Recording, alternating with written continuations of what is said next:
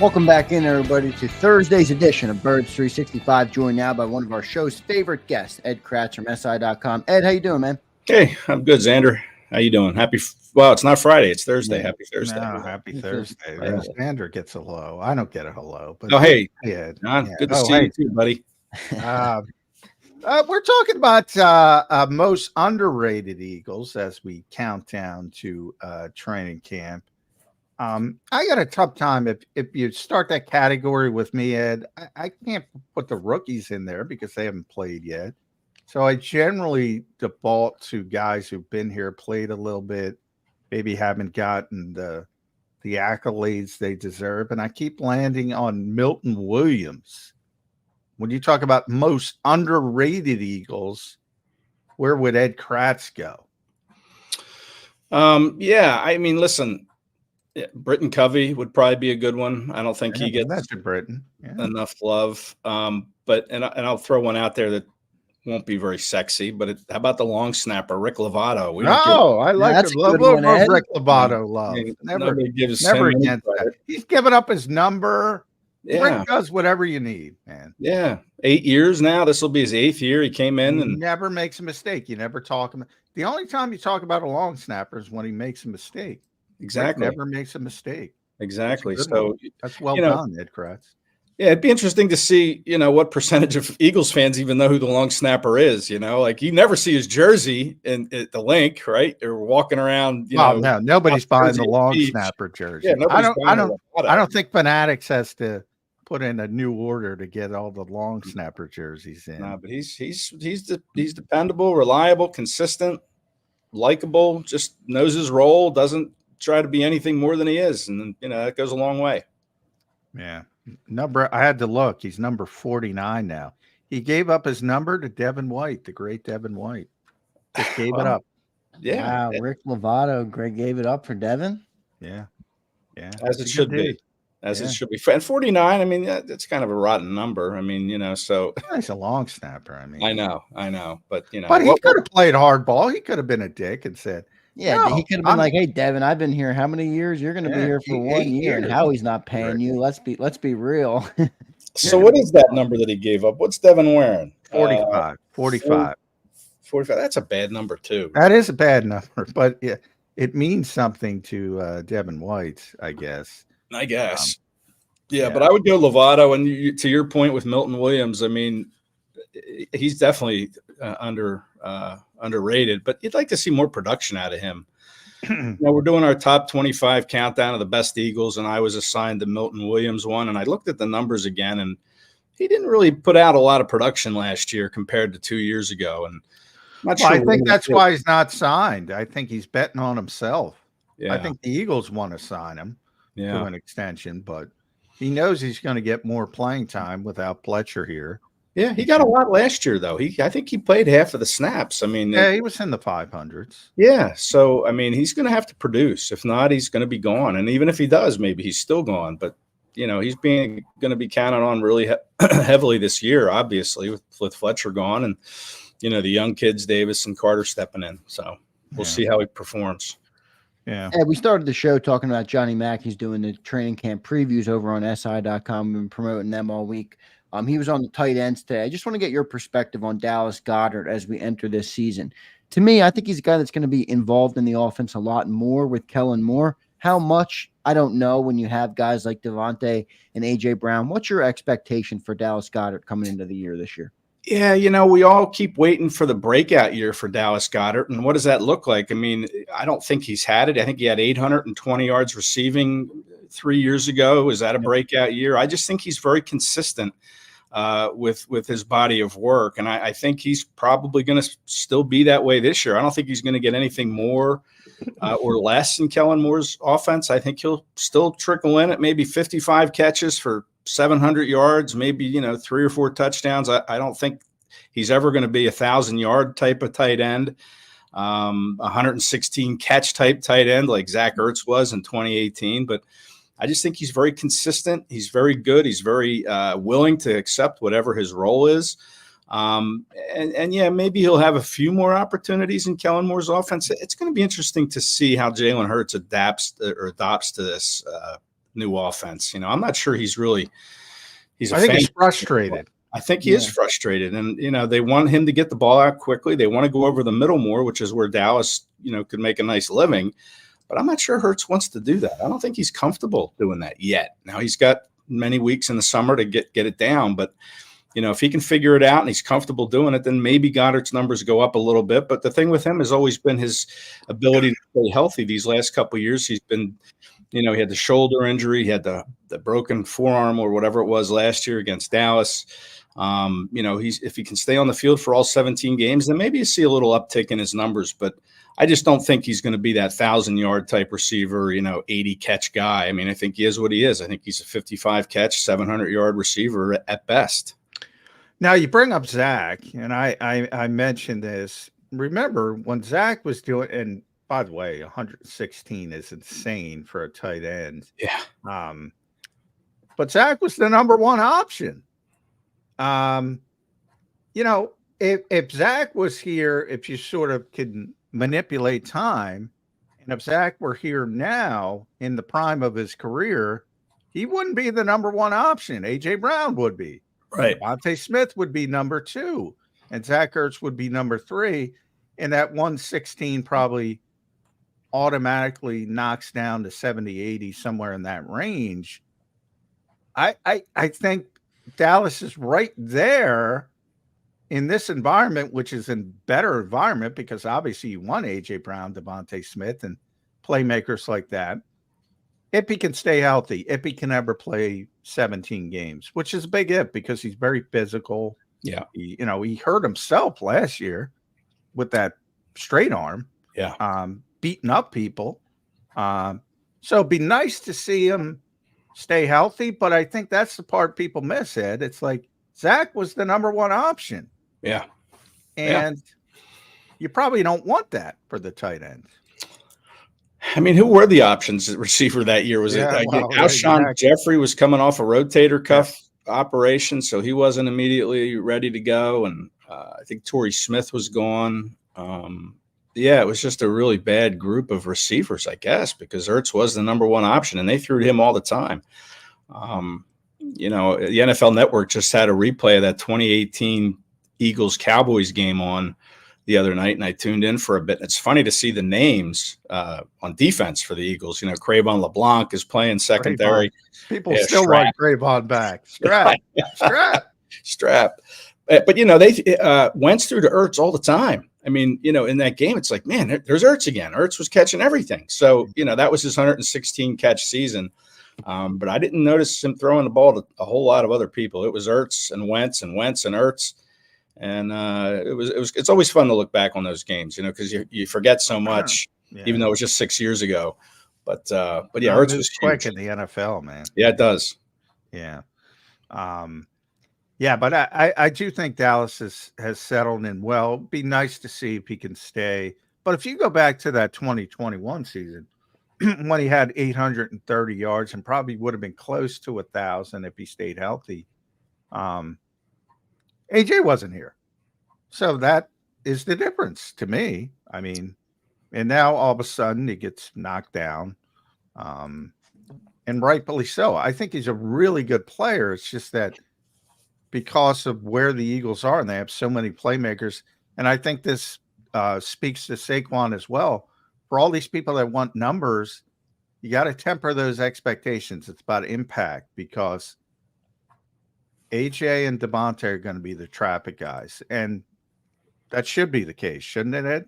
I mean, they're the guys. Yeah, they're the guys that just got rewarded with big contract extensions, in the offseason. These guys are going to be here for the next 3-4 years, and they're very talented. So, yeah, I mean, why wouldn't you run your offense through those two guys? And then you sprinkle in Goedert and, Saquon with the running game. And, Kellen Moore loves to run, right? I mean, he's a first down, hand the ball off guy. I mean, I think that's kind of been his history, through the years is he likes to run the ball on first down, get what you get, maybe a short throw on second down to put yourself in third and short. And then, you go from there, get the first down and hope get the offense rolling. But, yeah, it's going to run through Brown and Smith and, whatever's left over will go to Goedert, Barkley, and, whoever the third receiver is going to be. I mean, there's just not a lot of traffic there. They never seem to develop a third receiver. No, and that got them in trouble last year, I thought, when they lost Brown in the final regular season game against the Giants early with the knee. They had nobody else. They had nobody to turn to, and it showed the following week in Tampa when it was Devontae Smith and nobody else. Yeah, $175 million offense here we're talking about. We talked a little bit about this earlier, but without tipping the hand on what Johnny Mack and I were talking about, what's the weak link on this offense in your eyes as we enter the season? The weak link, gosh, as I would say maybe the interior of the offensive line. That's about where we were. I mean, we were just talking about right guard and Tyler Steen. I think that right guard position's your weak link. What do you think about him there?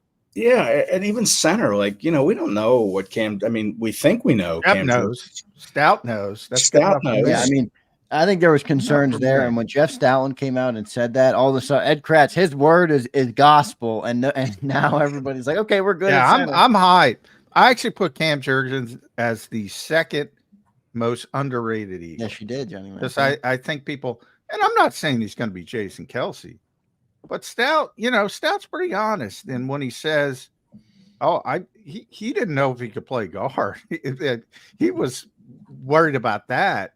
He's like, I know he can play center. So I'm like, all right, I'm good.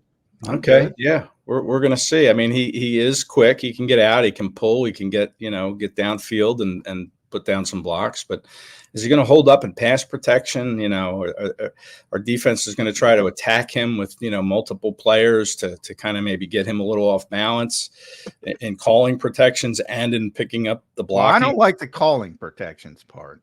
I want the quarterback to do that, but I have a lot of questions about Cam Jurgens. I really do. I mean, I know Stout loves him and this and that, but I mean, I'm curious to see if he can do the job. And then you talk about Tyler Steen, and again, Stout kind of raved about him a little bit, went as far as comparing him somewhat to Brandon Brooks. Good size.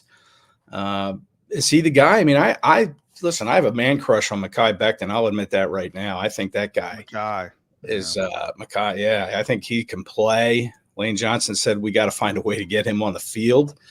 When Dickerson wasn't in minicamp because he had that excused absence, he stepped in right next to Mulata. And, it's hard to gauge what offensive line and defensive line can do in the spring because it is the Pajama Olympics or whatever you want to call it. Yeah. But listen, you look like you picked stuff up just fine to me. Now we'll see when the pads come on and this and that, but he was an 11th overall pick. I mean, I think Becton, you have to watch that. Steen's going to be pushed. And I know Stout wants to settle on his starting five very early in camp. He pretty much said that he wants to start building the communication and the cohesion that it takes for an offensive line to be successful. So that's going to be something to see. Is Steen going to get all the first team reps? Is he the guy by default? And Becton is going to kind of figure it out as he goes and maybe be a reserve, a backup if something were to happen. That could be the case. But I think Becton can help this team. I'm with you, Ed. I 100% agree with that. I think it's one of those things also. I think you guys will know, and we'll know here on Birds 365 from talking to you, from talking to John McMullen daily.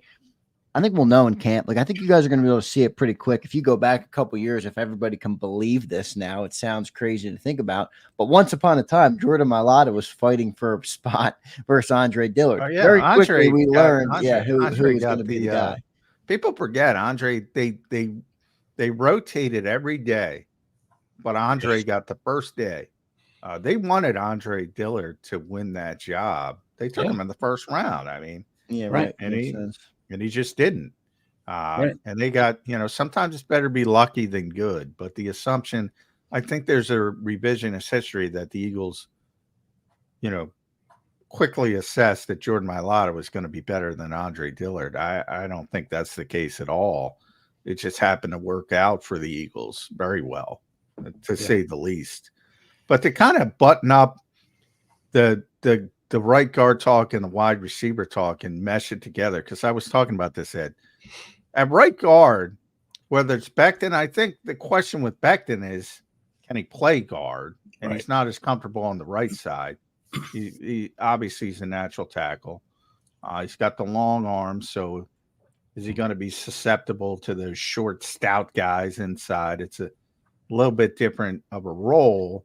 But even if he fails, then you got Max Sharping and you got Matt Hennessy. They got a bunch of options that they'll eventually land on somebody that's at least competent, I think. Now, you mentioned the wide receivers. I'm going to throw something out to you. You mentioned the playoff game and how bad the Eagles were without A.J. Brown. I got news for you. Quez Watkins, Olamide Zaccheaus, Julio Jones were better backups than they have right now. How scary is that from my perspective? I don't know. I'm not sure I agree with that. I would agree with that. That they are good backups That compared they were to better than the backups not that they're good backups. They were better than what they have. Better than what they have now. I think Paris Campbell, I think he can play. And I think John Ross is pretty motivated to come back. I'm not willing to go there yet. I mean, Quez, I don't know. He just, he had speed, but that was it. He just had trouble catching. He couldn't play within the framework of an offense, stepping out of bounds on a short throw, and he might have been able to turn it upfield. I mean, I don't know. He had a good year, Quez, 1 year, a couple years ago, and then kind of fell off. Olamide Zaccheaus, I don't know. I was never. I mean, what did he catch? 12 passes. I mean, he was kind of an afterthought in this offense. I just think Paris Campbell. And listen, when they brought him out to talk to us, Campbell, good guy. I thought they were very good, easy guys to root for. Campbell and they are easy guys. Maybe that colors my opinion on this because I'm rooting for those guys to do well and to continue their careers and do well. But I like Campbell and Ross. I think they're fine. And then Wilson and Smith, I don't know. I know they're going to keep them on the roster because they're draft picks, but I'm not sure they're going to bring anything. That's what I said. I kind of alluded to that. They're going to keep. Howie's kind of pigeonholed himself at receiver because he's got to keep 2 day 3 guys who aren't going to help you. I mean, They aren't going to help. Yeah, but they got to be on the roster. And then you mentioned Britton's got to be on the roster, and they kind of pigeonhole him. They don't seem to want to look at him at receiver, even though I'm with you, Ed. He generates more separation amongst those backup receivers by far than anybody else. Yeah. But they won't give him a chance. So that's 5. Yeah. And then the 6th spot is Paris or John Ross. And maybe you can manipulate the practice squad and elevate John Ross if you need him down the road. Maybe it works out. But I got to tell you, Paris Campbell's played 5 years in this league. He's had 1 decent season. He got benched by the New York Giants last season when they had nothing at wide receiver. And they said, yeah, we don't like Paris Campbell. That is a red flag to me. I root for him, but I mean, Quez Watkins has produced more than Paris Campbell, and Quez stinks on ice. I'm not. Yes, I want to avoid saying that, but the Steelers, it will even make the team. They need receivers in Pittsburgh. I don't even know if they'll make the team. I think Campbell, and listen, they're the Giants. I mean, what? Yeah, he had a crappy quarterback play. Yeah, the Giants are so intertwined with the Eagles because the whole Eagles basis. The Giants couldn't win a damn game with Saquon Barkley for 6 years, and we all go, well, it's the Giants. Paris Campbell does nothing, gets benched by, well, it's the Giants. At some point, you got to go, well, it's the Giants, so they're so shitty. Shouldn't you be able to get on the field? Paris Campbell? Listen, that's their decision, and maybe that's why they are so shitty because they make bad decisions. I think it's got to. I think people got to get their Eagles glasses off and say, "What the hell's going on here? Let's find a wide receiver 3." Because you're right, it's been years. Those guys aren't good enough. I'm not saying Quez Watkins, Olamide Zaccheaus, Julio Jones not good enough. I feel like Olamide was good. I don't really know why they didn't bring him back. I think I would be much more comfortable. Prep guy.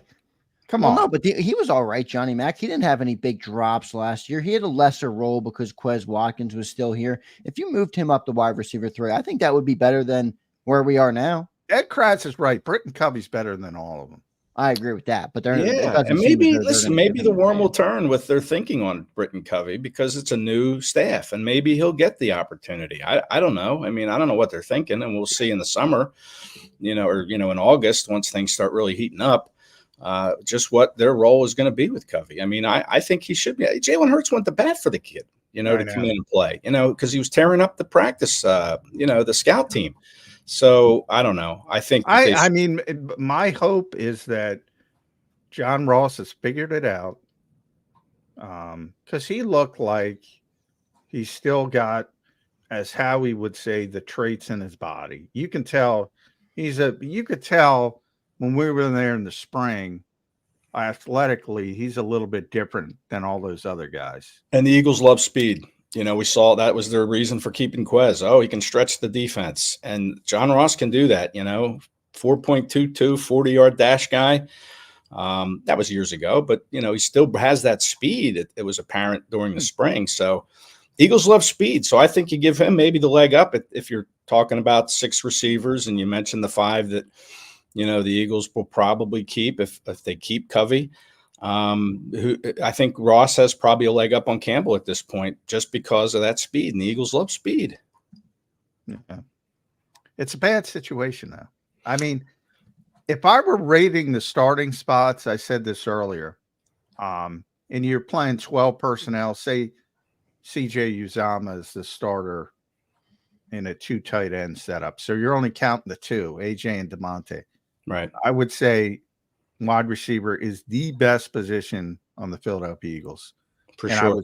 I would say depth-wise, I would say wide receiver is the worst position on the Philadelphia Eagles. Yeah, I think that's it's even worse than linebacker, Ed, because I think all the linebackers are interchangeable. Mm-hmm. I really do. I think if you play Devin White and Nakobe Dean, or you play Oren Burks and Jeremiah Trotter or Zach Ballin or even Ben Van Sumer, give Ben a shot. I think they're all throw them in a hopper. Yeah. You're not going to see this tremendous drop off. Wide receiver, it falls off a cliff. And listen, we're all assuming Wilson and Smith won't have a role. Who's to say one wouldn't develop as the season goes on? I mean, Smith's kind of a gadget guy, right? And Kellen Moore likes running that jet sweep type stuff. I got yelled at. I called we have the president of the Anais Smith fan club. But he has a fan club? Yeah. Not a president? He does in our chat box, Ed Kracz. Oh, Yes, my he goodness. does.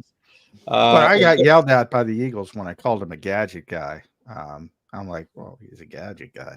I'm sorry. Well, he does things. He's got that running back skill set, so you can use him. He played running back. Yeah, to give him that quick, those short little passes and, behind the line of scrimmage. And so, maybe there's a little bit of a role there. Well, he's got to catch it first. He was dropping everything. He's got to show he belongs for sure. Yeah, he's looks like. Did you get a Shelton Gibson vibe? Remember when Shelton was here? Yeah, I remember him. Yeah, he's just dropping everything, and he's just lost confidence. And he was a 5th-round pick also. Yeah. I hope that doesn't happen, because when you lose confidence, even to a greater degree, Nelson Aguilar, that's what happened to Nelson.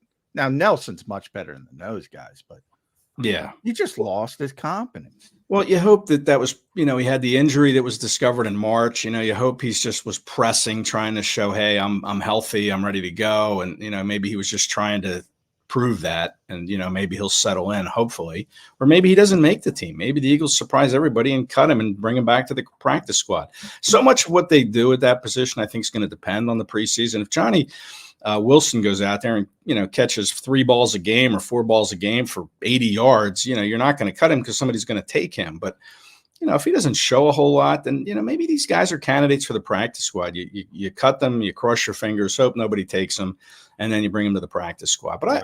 I think Wilson could even have a role in the red zone, perhaps at some point. And to have that role, you have to be on the game day practice squad. A lot of these guys, I think, are going to be inactive early. Yeah. But Walker is a big guy. He's like this. What is 6'5"? Johnny, you went down to Johnny Walker, Johnny Wilson. Ed's always thinking about Johnny Walker Blue when he's talking to Johnny Wilson. But, Johnny Wilson, but he could have a role as a red zone threat because of his size at some point. I'm not saying, he's going to go to Brazil against the Packers and, catch a touchdown pass. I don't even think he'll be on the game day, active roster. But I think at some point, maybe, they could develop that role for him at least initially. But he's another guy that didn't catch everything that came to him. Even in individual drills, when you're supposed to make catches, nobody's there. Somebody's just whacking you with some kind of, little stick with a little pad on the end of it. He dropped a couple there too. So, that's concerning. And we'll see Pajama Johnny, we called him because of Bobby King. Pajama Johnny. Pajama Johnny. Yeah, I mean, listen. He looks impressive in pajamas, but he does. And again, when the pads come we're going to have Mekhi Becton at guard. You're going to need a target out there that Hurts can see coming over the middle of the field. I mean, I like it. Well, the guys we don't talk about, the best one, and he got hurt at the end of spring, was Jacob Harris. He's like 6'5". I'm looking at Joseph Nada, who the next time he gets separation will be the first, is 6'3". Shaq Davis is 6'5", and Austin Watkins is 6'3". Those are their bottom of the roster. They're all huge, all of them. Yeah, all every big guys. single one of them. Yeah, right. Then they won't be on the roster. I don't care what they do; they won't be on the roster. Simple as that. Yeah. They'll be back. Maybe a couple of them on the practice squad, but yeah, I'm impressed that you know their names. I'm sure you're reading off the roster. I think now I do know their names, but I was just to look at their height. But I didn't have to go full Vic Fangio. He had some about the linebacker. Yeah, and you got to pull out the. Second, let's see. What do we have here? Who else you got? What else you have? Throw some names. Lop some names. Oh my. Yeah, that's going to be fun. It's going to listen. I am excited for training camp to start. I really am, because there's just so many storylines out there, and a lot of them are on the defense, but the offense has them too. So, I mean, I can't wait to see how it all plays out with the new coaches, what the role is, what's Nick Sirianni going to do? Or is he going to go watch Jake Elliott kick, practice field goals while the offense is running? Poor Nick, man. Poor Nick. Yeah, it's going to be fun. And last one from me here as we wrap this interview up. Always great with you, having you on. We appreciate you being here on Birds 365. Make sure everybody follows Ed at Kracz on Twitter. Read all his work at SI.com, one of the best Eagles sites. Obviously, with these two gentlemen here, great articles as always, great reporting, great job covering the team. Ed, I understand this is a tough question to answer, and I understand there's a lot more context than you'll be able to give in the response. Eagles, the 2024 Eagles will have success this year because, and then on the flip side, they will fail this year because. What are the two things on each side, or the one thing on each side, as to why the Eagles will succeed or why they will fail this year?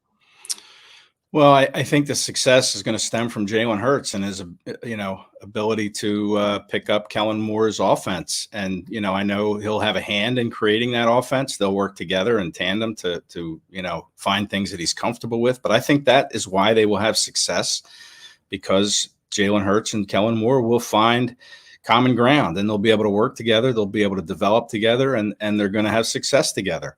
That, to me, is really the key. I mean, this is an offense that on paper, with the weapons they have, should be good for 28 points a game at I agree. Minimum.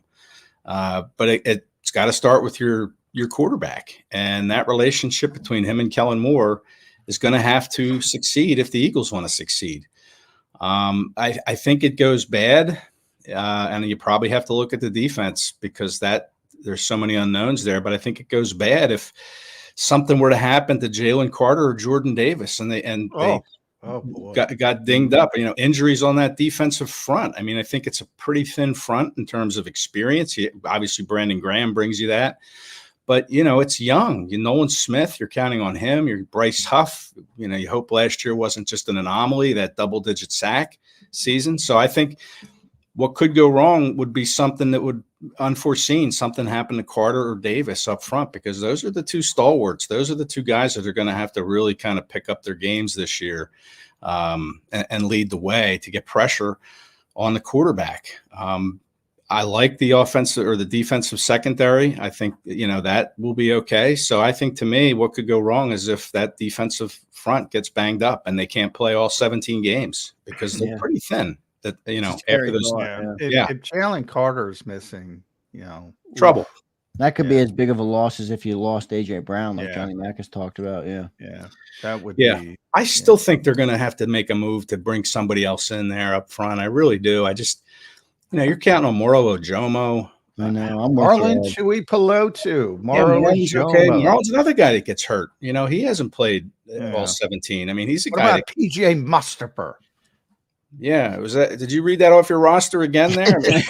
How about Thomas Booker? Can Thomas Booker play? Thomas Booker.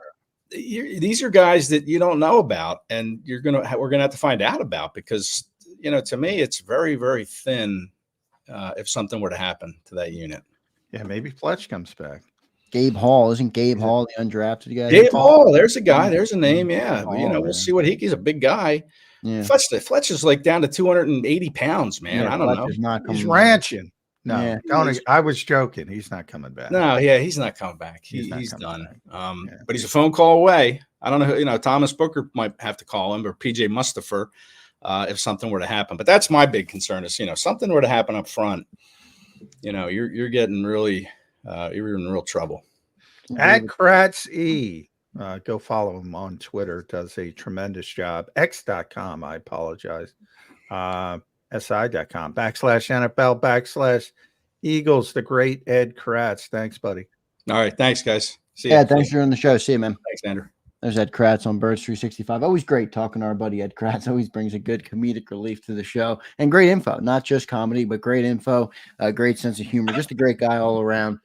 Johnny Mack, just a couple minutes left to play, about 4 or 5 minutes left to go on the show today. I thought we had another good show, another preview of training camp as you continue to go down the position groups. You want to give us a little preview of what's to come today, Johnny Mack? What position group are you tapping into today?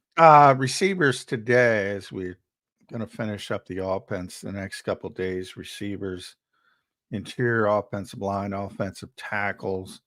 And we kind of talked about the receivers a lot. So you heard a lot of my thoughts. Great at the top, very top heavy. And, some issues beyond the top two. And I think last year wasn't good enough and last year was better. Honestly, I'd feel much more comfortable with Quez Watkins and Olamide Zaccheaus. And they brought in Julio during the season. And Julio's probably going to retire, but those guys weren't good enough. On paper, they look better than the guys they have now. And again, you pigeonhole yourself with 2 day 3 picks when it comes to the roster. You can manipulate with the practice squad so things are easier from that perspective. But, I mean, Ed hit the nail on the head with Jalen Hurts and Kellen Moore, though. That's the biggest story. That's the biggest story of the season. Certainly the biggest story of training camp, how those two develop and complement each other or don't complement each other. In the spring, there was some frustration. And why was there some frustration? So I'm going to try to do this. Lane Kiffin, I think it was Steve Sarkisian, Dayball, Michael Oxley, the guy in Maryland, Lincoln Riley, Doug. Then you get to Philadelphia, Doug Peterson, Nick Sirianni, Shane Steichen, Brian Johnson, now Kellen Moore. That's Jalen Hurts' history from college. Nice job, Johnny Mack. Off the top of your head, I think you got it perfect. From college to, because I've done it so much. I know. To where we are now. Every single year, somebody different, with the exception of one, a bridge year, because he didn't have Shane Steichen for 2 full years, but he had him for a year and a half. And that coincidentally, the second year with Shane was his best. And I don't think that's a coincidence. I don't either. So, I mean, I hope that whatever happens this year, we're able to have continuity going into the following year. But I'm also, understanding of the idea that might not happen depending on whether they succeed or if they fail. We might not have that continuity. Johnny Mac, the one other thing that Ed said at the end there, and I haven't been thinking about that as much. I mean, we've talked about if you lose a receiver, boy, if you lose Jordan Davis or Jalen Carter, it's going to be tough sledding on that line. It really is. Well, I think Milton's still pretty good. I do higher on too, Milton but than I Ed. just mean overall in terms of the. Oh yeah, it'd be big. Yeah, I mean, they're mean, building the whole. I've said it. Vic is building the whole foundation of the defense on those two guys. I know. And to a certain degree, Bryce Huff on the And it outside. makes I mean, if one of those guys goes down, it makes life a lot harder for Bryce Huff. Oh yeah. Yeah, they can't lose those guys. And those guys not only have to play, they have to play a lot. So that's my question about Jalen Carter and Jordan Davis is the ability to play significant snaps as well. Jalen Carter's got everything from a talent standpoint. Jordan Davis, we've talked about ad nauseum. I think the concerns over his ability to play major snaps are legitimate. Some of the other stuff is not legitimate. He's a very good player when he's out there, but he needs to be in better shape. He needs to be able to play more. So it's not only about production with those guys, and more so it's about staying on the field and playing a lot. And they both have to be on the field a lot. We'll see how it all plays out, everybody. Just 12 days away from the Eagles reporting for training camp, 13 days away from that first practice where they're going to be on the field. So we're going to learn a lot more about this team in the coming weeks. Dog days of summer are almost behind us. I want to thank you, Johnny Mac. I want to thank Ed Kracz. I want to thank all of our viewers, all of our chatters, anybody that listens to the show, whether it's here, podcast, Twitter, Facebook, whatever platform you're listening on. We appreciate you. We thank you from me, from John, from Birds 365, from all of JAKIB Sports. We appreciate each and every one of you guys. Make sure you guys drop a like for us if you enjoyed the show on the way out. Johnny Mac, good show today, man. We'll talk to you tomorrow and put a wrap up on the week. All right, brother? All right, Football Friday. Let's do it. Football Friday, baby, coming up now in 22 hours. See everybody tomorrow on Birds 365.